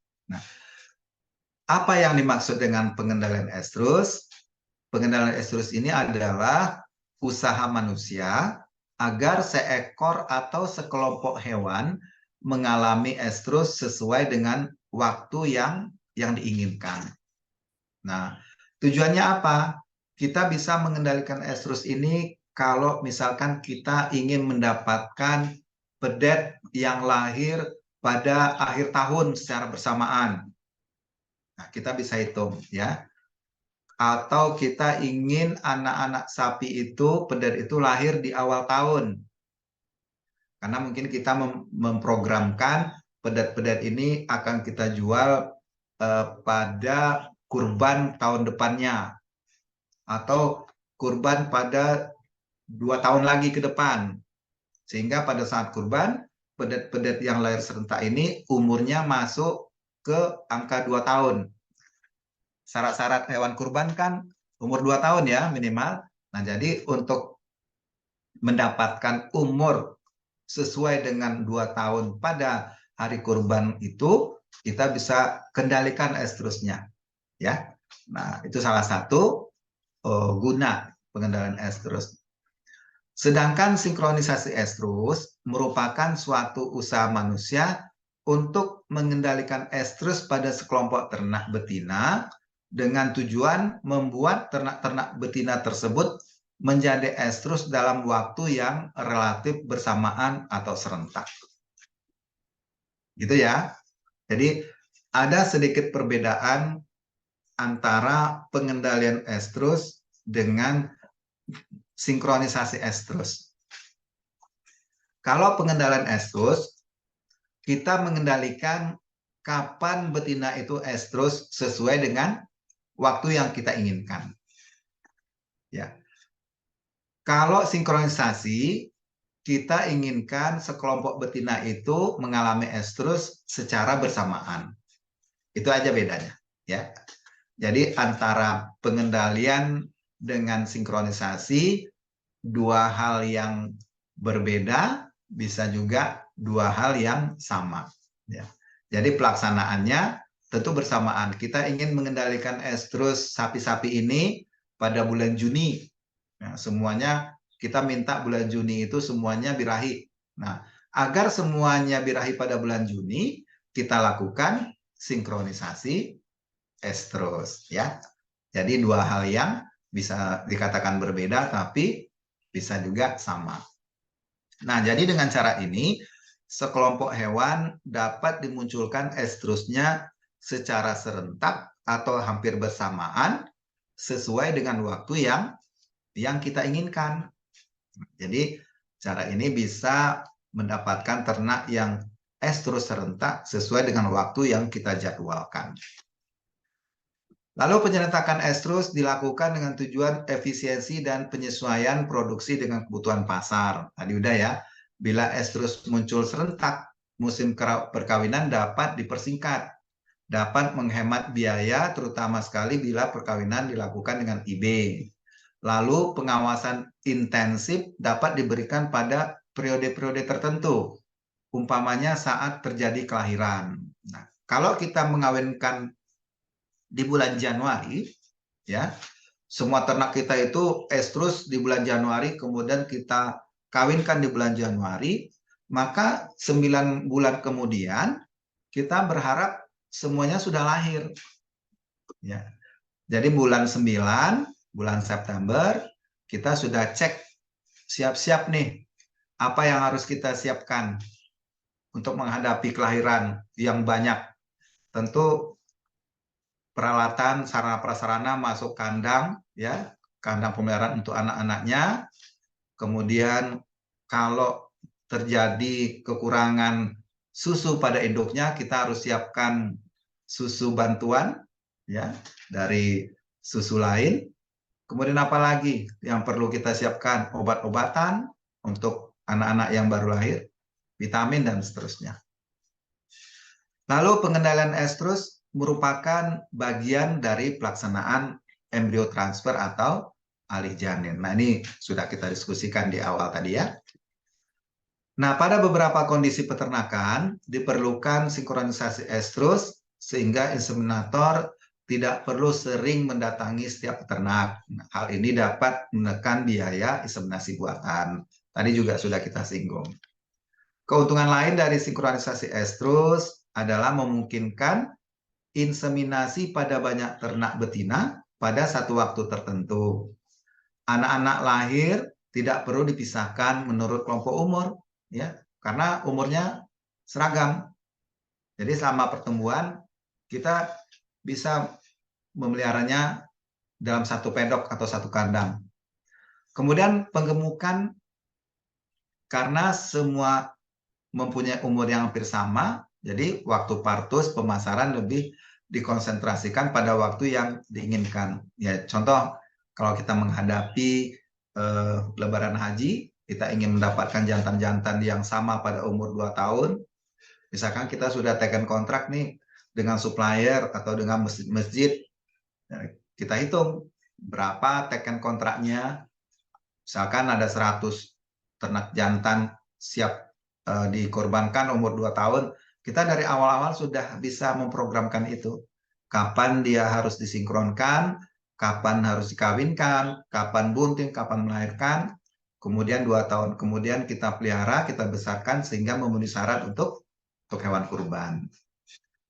Selanjutnya dijelaskan dasar fisiologis dari sinkronisasi estrus adalah hambatan LH dari adenohipofisa yang menghambat pematangan follicle the graft atau penyingkiran korpus luteum secara mekanik manual atau secara fisiologis dengan pemberian preparat luteolitik. Ini ya. Sekarang kita masuk ke metode pengalihan estrusnya. Ada beberapa cara, metode yang dipakai untuk melakukan pengendalian estrus atau sinkronisasi estrus. Yang pertama, penyingkiran korpus luteum, dikenal juga dengan istilah enukleasi korpus luteum. Nah, cara ini sebetulnya cara yang paling tua, yang pertama sekali dilakukan orang. Ini dilakukan pada sapi dan kerbau. Ya, kenapa? Karena melalui rektum, hanya sapi dan kerbau ini yang bisa dilakukan palpasi perektal. Nah, kalau pada kambing, domba itu kan tangan kita nggak bisa masuk ke rektumnya. Jadi melalui palpasi rektal, sel ini disingkirkan dari ovarium atau dienukleasi dan dijatuhkan ke dalam rongga perut. Ya, nah jadi harus diyakinkan sel ini jatuh ke rongga perut. Jangan sampai sel ini nyangkut ya di bursa ovarii karena dia bisa menyebabkan adesio ovarium. Nah, ini yang menyebabkan ternak betina itu majir secara permanen. Bila sel telah tersingkir, maka hambatan progesteron terhadap hormon gonadotropin hilang atau tidak terjadi lagi. Sehingga terjadilah pertumbuhan folikel, muncul estrus dan ovulasi. Penyingkiran sel merupakan metode yang paling praktis dan ekonomis. Namun dapat artinya sedemikian sedapat mungkin ini harus dihindarkan ya, karena hal tadi kalau salah-salah bisa menyebabkan adesio pada ovarium ya. Jadi meskipun dia praktis ekonomis, sedapat mungkin harus dihindarkan ya, karena pada keadaan piometra atau penyakit-penyakit lain akan dapat menyebabkan terjadinya adesio atau pembarahan sel. Artinya bekas tempat sel yang kita singkirkan itu akan terjadi pembarahan, akan terjadi iritasi dan menyebabkan penyakit lain yang timbul pada si betina. Kemudian cara lain dengan melakukan penyuntikan hormon gonadotropin. Ya. Cara ini dilakukan untuk merangsang pertumbuhan folikel sehingga timbul estrus dan ovulasi. Ya. Adik-adik harus ingat hormon gonadotropin itu apa saja ya, antara lain FSH, LH ya, LTH. FSH itu untuk merangsang pertumbuhan folikel, LH itu untuk merangsang ovulasi atau membentuk sel luteal, LTH itu luteotropik hormon untuk memelihara sel luteal. Ini beberapa hormon gonadotropin. Ya, jadi dengan pemberian hormon ini bisa merangsang pertumbuhan folikel sehingga muncul lagi tanda-tanda birahi, tanda estrus dan terjadi ovulasi. Nah, bedanya dengan cara pertama tadi dengan enukleasi sel adalah mengenai keberadaan hormon gonadotropin. Kalau pada cara pertama, gonadotropin disintesis oleh hewan itu sendiri. Namun pada cara kedua ini gonadotropinnya didatangkan dari luar, ya. Misalkan dari penelitian Robert pada tahun 56, dia melaporkan 6 buah referensi mengenai penggunaan hormon gonadotropin pada sapi darah yang mengalami hipofungsi ovarium. Hipofungsi ovarium ini maksudnya adalah ovariumnya tidak berfungsi secara sempurna. Salah satu gejalanya, si sapi ini tidak menunjukkan gejala birahi atau istilahnya anestrus. Hasilnya 55% dari sapi yang mendapatkan perlakuan ini mengalami kesembuhan. Artinya sapi-sapi itu kembali menunjukkan gejala birahi. Nah, untuk sapi-sapi yang menderita hipofungsi ovarium, bila diberi PMSG, ya, PMSG ini masuk kategori hormon gonadotropin, diambil dari serum darah kuda yang sedang bunting, ya, sesuai dengan namanya, pregnant male serum gonadotropin, ya. Hormon gonadotropin yang diambil dari serum darah kuda bunting, ya, diberikan dosisnya 1.500 sampai 2.000 international unit. Nah, tetapi harus ada jaminan bahwa sapi tersebut mengalami hipofungsi ovarium. Nah, bila PMSG diberikan sebelum periode estrus normal, kemungkinan akan diikuti oleh ovulasi yang berlipat ganda dan kemungkinan juga akan menghasilkan pembuahan yang lipat ganda. Ini kalau memberikan hormon PMSG. Ini contoh-contoh hormonnya. Hormon gonadotropin ada FSH, ada PMSG, kemudian ada kombinasi PMSG dan HCG, human chorionic gonadotropin. Lalu hormon lain yang bisa dipakai adalah progesteron. Ya, penyuntikan progesteron pada sapi secara berulang dapat mengendalikan terjadinya estrus dan ovulasi. Nah, seperti tadi, cara kerja progesteron ini adalah dengan ngeblok atau menghambat, ya, pembebasan hormon gonadotropin yang menyebabkan hewan tetap berada dalam keadaan anestrus karena tidak terjadi pertumbuhan folikel. Jadi dengan menginjeksikan progesteron secara berulang, kemudian dihentikan dengan penghentian pemberian progesteron itu, maka blok atau hambatan terhadap hormon gonadotropin itu hilang. Dengan hilangnya blok atau penghambat itu, maka disekresikanlah FSH ke dalam darah. FSH akan merangsang tumbuhnya folikel, akhirnya estrus dan ovulasi. Ya, itu penggunaan progesteron. Ini cara-cara lain menggunakan progesteron. Nanti adik-adik bisa baca ya dari hasil-hasil kajian.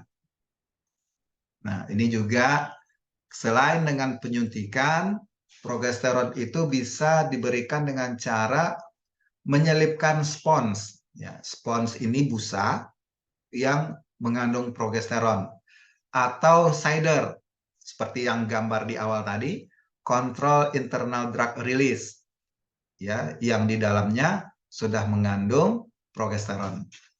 Jadi spons atau cider ini ditempatkan di dalam vagina selama 10-14 hari, maka setelah 14 hari ditarik, ya, dengan ditariknya spons atau cider ini, maka hambatan terhadap hormon gonadotropin hilang. Dengan demikian, dia akan bisa memperlihatkan gejala birahi. Nah, ini macam-macam hasil kajian, hasil penelitian yang dilaporkan terhadap tingkat kebuntingan yang dihasilkan dari pengendalian birahi menggunakan berbagai macam hormon.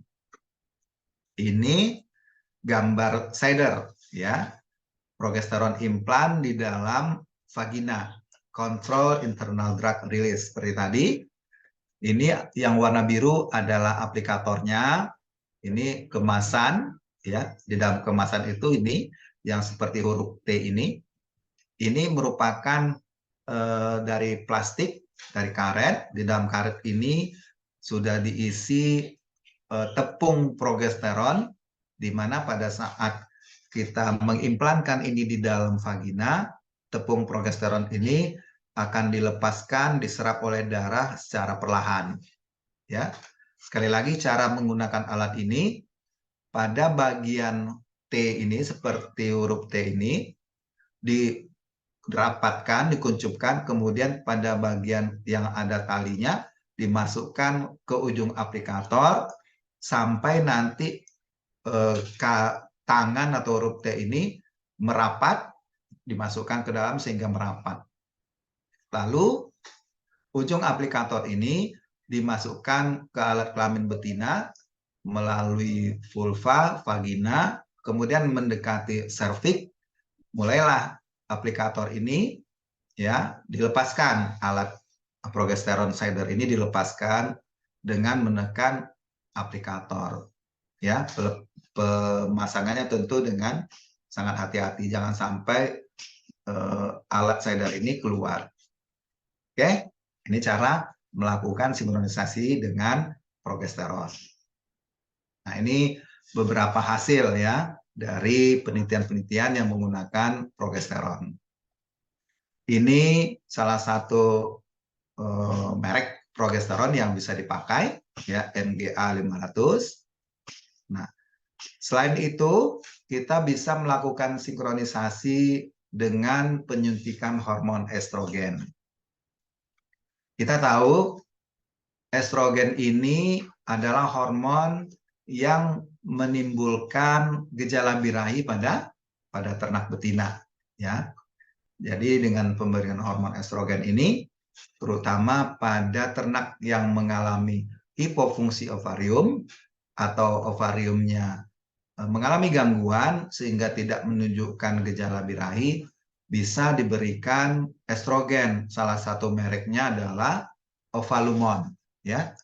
Jadi di dalamnya ada larutan etinil estradiol yang dicampur dalam minyak, ya. Ini bisa diberikan untuk menginduksi birahi. Kemudian ada kombinasi progesteron dan estrogen. Ini beberapa cara yang dilakukan untuk menginduksi birahi pada ternak betina. Ya, ini beberapa hasil kajian, bisa adik-adik baca dengan teliti, nanti membandingkan mana hasil yang terbaik dari berbagai macam hormon-hormon tersebut. Nah, kemudian ini juga masih dalam pemberian estradiol, tapi melewati serviks, ya. Ada secara diinjeksi, kemudian dilihat pengaruh pemberian estradiolnya terhadap transportasi spermatozoa melalui serviks. Kita tahu dengan peningkatan hormon estradiol di dalam tubuh, maka dia akan membantu transportasi sperma, ya. Jadi kondisi saluran reproduksi akan aktif bergerak. Nah, kondisi ini juga akan membantu perjalanan spermatozoa baik melalui kawin alam maupun IB. Ya, kalau IB semennya dideposisikan pada posisi keempat pada badan uteri. Dengan adanya peningkatan estrogen di dalam darah akan membantu transportasi sperma sampai ke tubak falopi. Nah, ini banyak ya penelitian-penelitian yang dilakukan oleh beberapa ahli. Sengaja saya masukkan di sini sehingga adik-adik nanti bisa mengambil perbandingannya. Ini masih perbandingan kombinasi estradiol dan progesteron. Ya, ini juga masih, silakan nanti dibaca. Nah, ini kombinasi progesteron dan estradiol dalam satu kemasan, namanya Senkromat B. Jadi di dalamnya udah ada progesteron, sudah ada estrogen. Nah, lalu jenis hormon lain yang bisa dipakai untuk sinkronisasi birahi adalah prostaglandin F2 alfa. Nah, sekali lagi, prostaglandin F2 alfa ini bekerja melisis atau meregresi sel. Nah, tentu prostaglandin ini bisa berfungsi kalau ternak betina itu memiliki sel pada ovariumnya. Pertanyaannya, bagaimana kalau ternak sapi betina itu tidak memiliki sel pada ovariumnya? Apakah bisa mengalami birahi kalau disuntik dengan prostaglandin? Ada yang bisa jawab? Rozi? Bisa jawab, Rozi? Rozi masih bersama kita?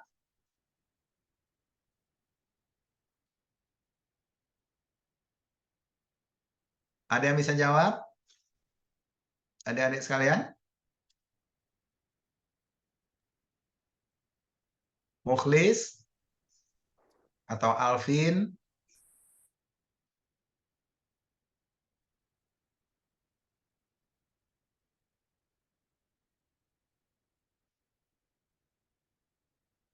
Kita tahu prinsipnya PGF2 alfa atau prostaglandin ini kerjanya adalah untuk melisis sel. Dengan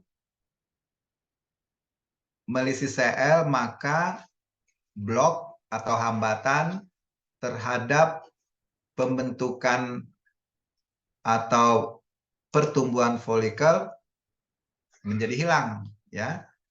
Kalau selnya lisis, progesteronnya hilang atau kadar progesteron di dalam darah rendah, maka blok terhadap sekresi hormon gonadotropinnya mengalami hilang, ya, sehingga FSH bisa disekresikan.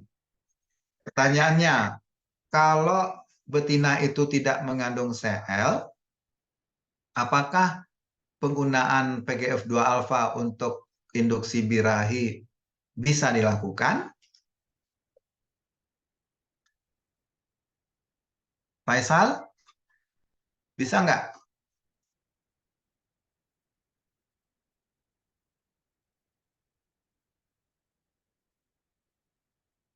Ada yang tahu? Baik, ya. Induksi birahi ya, Pak. Ya, untuk induksi birahi. Nah, sesuai dengan fungsinya, PGF2 alfa itu untuk melisis sel. Jadi syarat bekerjanya PGF2 alfa, si betina ini harus memiliki sel. Ya, baru dia efektif. Kalau betina ini tidak memiliki sel, maka pemberian prostaglandin atau PGF2 alfa ini tidak akan berfungsi sama sekali, sia-sia begitu ya. Nah, jadi untuk sinkronisasi birahi atau induksi birahi menggunakan PGF2 alfa dipastikan dulu ada sel apa tidak. Nah, jadi untuk mengantisipasi ini, maka pemberian penyuntikan prostaglandin ini dilakukan 2 kali. Karena kalau pemberian 1 kali, dia tidak bisa menjamin 100% ternak itu birahi. Oleh sebab itu, diberikan 2 kali. Nah, kalau diberikan hanya 1 kali, hitung-hitungannya seperti ini, ya. Paling banyak sapi yang estrus itu hanya 80%. Ya. Kalau ingin seluruh sapi itu menjadi birahi, maka pemberian PGF2 alfanya harus 2 kali, ya. Harus 2 kali, sehingga sapi yang sebanyak 20% yang tidak birahi pada suntikan pertama, pada suntikan kedua dia sudah memiliki CL dan akan mengalami birahi, begitu ya. Oke. Jadi ini hitung-hitungannya 12/20 kali 100% tambah 4/20 kali 100% sama dengan 80%. Nah, 12/20 didapatkan dari keberadaan CL, yaitu hari ke-5 sampai hari ke-16. Jadi CL itu kan adanya di fase luteal. Fase luteal itu selama 12 hari, ya. Hari ke-5 dari estrus sampai dengan hari ke-16 dari siklus estrus. Lalu 4/20 itu adalah periode proestrus, yaitu pada hari ke-17 sampai ke-20 siklus estrus. Angka 20 ini adalah rata-rata lama siklus, ya. Rata-rata lama siklus itu 18 sampai 20 atau 20 hari atau 21 hari. Katakanlah lama siklus itu rata-ratanya 20 hari. Nah, jadi 12/20, 12 ini masa CL ada di ovarium, 20 ini siklus estrus, kemudian 4 ini periode proestrus, proestrus itu 4 hari, 20 ini jumlah siklus estrus dikali 100%. Jadi yang bisa berhasil birahi itu hanya 12/20 kali 100% ditambah dengan 4/20, ya, kali 100%. Jadi PGF2 alfa itu bisa berfungsi pada saat fase luteal, yaitu 12 tambah 4 sama dengan 16 hari. Nah, angka 20 didapatkan kalau lama siklus estrus 20 hari. Jadi agar semua hewan dapat estrus dalam periode waktu yang hampir bersamaan, dilakukan penyuntikan kedua, yaitu 11 atau 12 hari setelah penyuntikan pertama. Dasarnya, hewan yang tidak memiliki CL pada penyuntikan pertama, pada 1 atau 12 hari kemudian sudah memiliki CL. Jadi injeksi kedua ini menjamin 100% seluruh ternak itu menjadi birahi. Oke, nah sekarang diteliti orang berapa dosis yang minimal dari PGF2 alfa ini, karena PGF2 alfa itu cukup mahal. Semakin minimal dengan menunjukkan gejala birahi yang hampir sama dengan dosis yang maksimal, tentu kita bisa memilih dosis yang minimal. Ya. Kalau menggunakan dosis minimal, tentu dosisnya lebih hemat, lebih murah. Ya. Ini juga dipengaruhi oleh berat badan ternak yang akan kita injeksi dengan PGF2 alfa. Ini Pak, dari sepanjang proses melakukan penyuntikan VG2 apa tadi Pak? Ya, PGF2 alfa. Itu ada nggak itu gejala-gejala efek-efek negatif itu yang dialami oleh si ternak Pak? Baik, bagus nih pertanyaannya. Nah, jadi begini Faisal, ternak yang memiliki CL itu jelas dia pada fase luteal. 1. Begitu juga dengan ternak yang bunting. Dia memiliki CL pada ovariumnya. Sesuai dengan peranannya kan? CL itu menghasilkan progesteron, progesteron ini berfungsi menjaga kehamilan. Oleh sebab itu pada kebuntingan muda yang belum bisa dideteksi dengan palpasi rektal, ini sangat riskan menggunakan PGF2 alfa. Jadi sinkronisasi birahi menggunakan PGF2 alfa ini, kita harus meyakini benar bahwa ternak betina itu tidak dalam keadaan bunting. Kita harus tahu, ya. Tahunya bisa dari catatan kapan kawin terakhir, kapan melahirkan terakhir, kita harus catat. Jadi kalau dia ternak yang diliarkan, yang biasa ketemu dengan jantan di padangan, ini sangat berisiko. Kalau kita lakukan sinkronisasi dengan prostaglandin. Kenapa? Karena kalau ternak sedang bunting, kita injeksi dengan PGF2 alfa, maka bisa mengalami keguguran. Nah, Kenapa bisa gugur? Karena PGF2 alfa tadi akan meregresikan sel. Kalau sel regresi, lisis, maka dia tidak akan menghasilkan progesteron lagi. Kalau progesteron tidak dihasilkan lagi, maka hormon yang menjaga kebuntingan sudah hilang. Karena kebuntingan tidak dijaga, ya, menyebabkan proses pertumbuhan folikel meningkat, lalu sel TK internal folikel ini menghasilkan estrogen. Estrogen akan menyebabkan kondisi saluran reproduksi itu berkontraksi.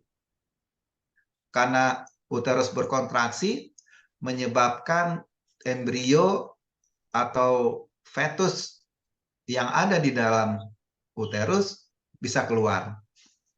Ya, terdorong keluar. Akhirnya mengalami keguguran.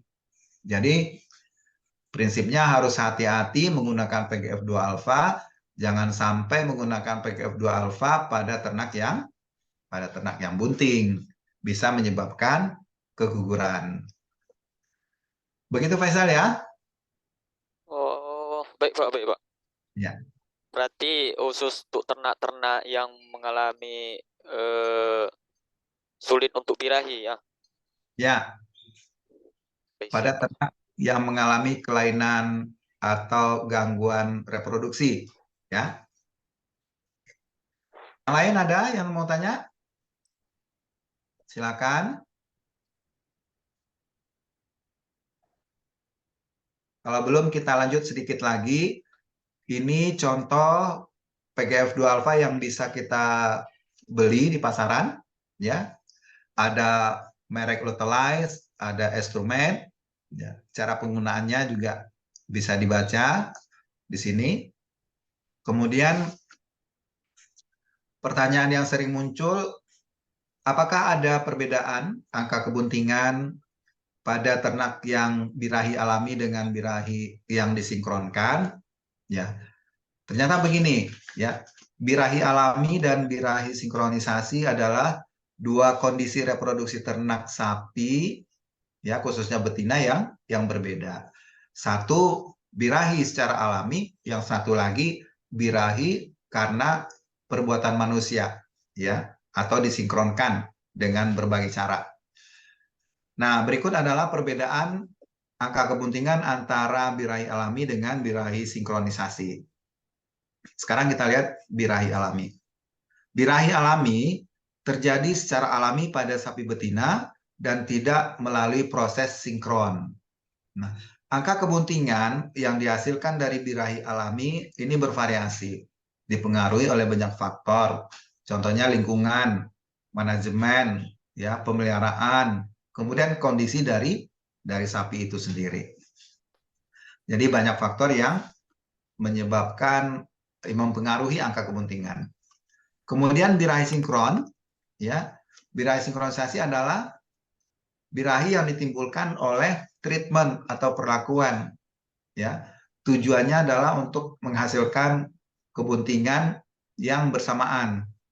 Nah, angka kebuntingan dari sinkronisasi birahi ini dapat lebih tinggi dibandingkan dengan birahi alami karena waktu inseminasinya bisa dilakukan secara tepat. Jadi kalau birahinya alami kan kita tidak bisa mengamati dengan tepat kapan mulai birahi. Tapi kalau dengan sinkron, kita sudah antisipasi, sudah jaga-jaga nih. 2 hari kemudian sapi ini bisa birahi. Nah, jadi kita udah mulai mengamati. Nah, kalau waktu birahinya bisa dilakukan secara tepat, tentu angka kebuntingannya akan menjadi lebih tinggi. Nah, ini dari hasil penelitian Nirwana 2019, tingkat keberhasilan IB pada ternak sapi potong yang disinkronisasi birahi dengan menggunakan PGF2 alfa 58,7%. Dan tingkat keberhasilan IB pada ternak sapi potong tanpa menggunakan PGF2 alfa atau birahi alami hanya 46,7%. Ya. Namun angka kebuntingan yang dihasilkan dari birahi sinkron juga dipengaruhi oleh banyak faktor, jenis hormon, waktu IB, kondisi sapi itu sendiri, ya, juga petugas. Jadi oleh karena itu perlu dilakukan penelitian dan pengamatan yang cermat untuk memastikan keberhasilan birahi sinkron dan mencapai angka kebutingan yang optimal. Nah, itu bahan diskusi kita pada hari ini terkait dengan sinkronisasi birahi, ya, adik-adik sekalian.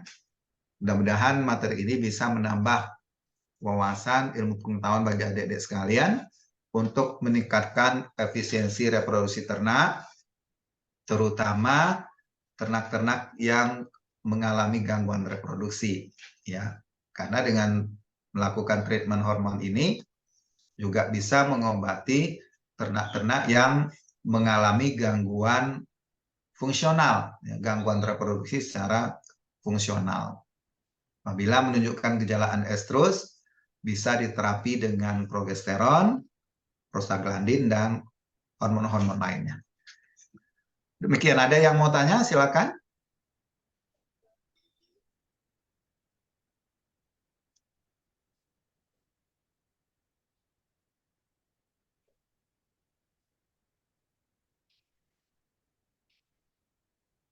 Kalau masih ada yang belum jelas, boleh didiskusikan. Masih ada yang penasaran? Atau mata kuliah sebelumnya? Ada yang belum paham? Boleh ditanyakan, kita diskusikan.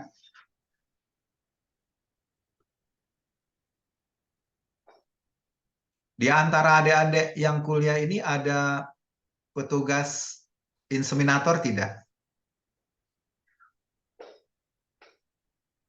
Tidak ada, Pak. Nggak ada ya? Belum ada, Pak. Belum ada. Ada. Atau ada yang sudah bekerja di Dinas Peternakan? Belum juga, Pak. Ya. Jadi murni mahasiswa semua ya? Belum ada yang bekerja? Betul, Pak. Oke. Ya. Jadi nanti kalau memang ada kesempatan, ya diulang-ulang lagi ya. Jadi ini minggu depan bisa kita diskusikan lagi. Mumpung kita masih punya 2 kali lagi pertemuan, nanti silakan ditanyakan apa saja terkait dengan materi kita sebelum-sebelumnya. Minggu depan kita akan diskusi terkait dengan penampungan spermatozoa, penampungan semen. Kemudian minggu terakhir kita akan masuk materi evaluasi semen, evaluasi spermatozoa. Ya. Baik, Pak. Cukup, Dede? Masih ada pertanyaan, Dede? Coba kita open kamera dulu. Sambil saya foto ya.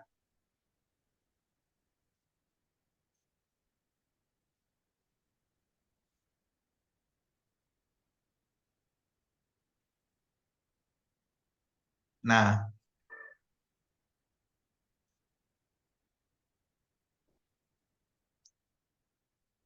gimana? Udah cukup kuliah kita pada siang hingga sore ini? Atau masih ada penasaran? Kalau dari kami sudah cukup, Pak. Selebihnya nanti kami ulang-ulang lagi nanti. Iya, baik. Materinya sudah saya share ya. Baik, Pak. Terima kasih banyak, Pak. Silakan nanti diulang-ulang lagi. Baik, kalau tidak ada yang mau didiskusikan, saya cukupkan sampai di sini. Mohon maaf kalau ada hal-hal yang tidak berkenan.